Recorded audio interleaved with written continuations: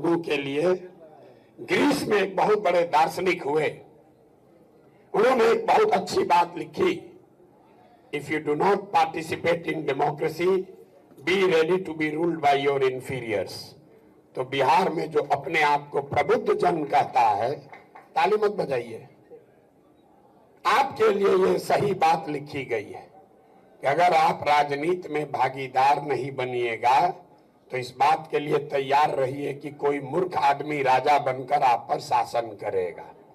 तो बिहार में जितने प्रबुद्ध लोग हैं, ये समझता है हम इतना प्रबुद्ध हैं, हमको राजनीति से क्या लेना देना है, हम तो सबसे ऊपर हैं।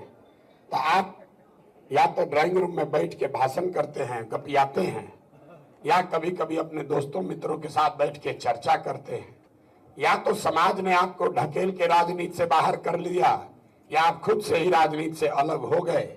नतीजा ये हुआ कि पिछले 30-40 सालों में, साहब सज्जन ने बताया, आजादी से पहले बढ़िया नेता लोग होते थे। तो भाई मेरे, पिछले 30-40 सालों में जितने समझदार पढ़े लिखे अच्छे लोग हैं वो राजनीति से किनारे हो गए या कर दिए गए। तो बचा जितना लंपट बदमाश माफिया, वही राजा बनकर आप पर हम पर शासन कर रहा है, और प्रबुद्ध आदमी बैठ के चर्चा कर रहा है, सुधरेगा कैसे। इसीलिए ये मंच की स्थापना की गई है कि कम से कम जो विचार के स्तर पर, थोड़ा बहुत आचार और व्यवहार के स्तर पर भी जिनमें थोड़ी बहुत आंच, थोड़ा बहुत समझ रह गया है, कुछ करने का जज्बा बच गया है, उनको इकट्ठा किया जाए। पीछे किसी ने पूछा विचार मंच की भूमिका क्या होगी। आपकी भूमिका चुनाव में ज्यादा नहीं है, पार्टी बनाने में आपकी भूमिका नहीं है, आपकी भूमिका चुनाव के बाद है, जिसकी नींव अभी रखी जा रही है कि कल होकर आप जीत कर आ भी जाएं तो आप अताताई ना हो जाएं, समाज से विमुख ना हो जाएं।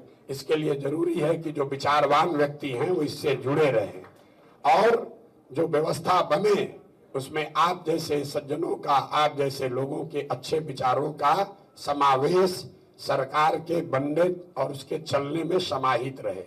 इसलिए आप जैसे लोगों को इकट्ठा करने की कोशिश की जा रही है। ये जन सुराज के पूरे परिवार में विचार मंच संख्या के हिसाब से कोई बहुत बड़ा नहीं है।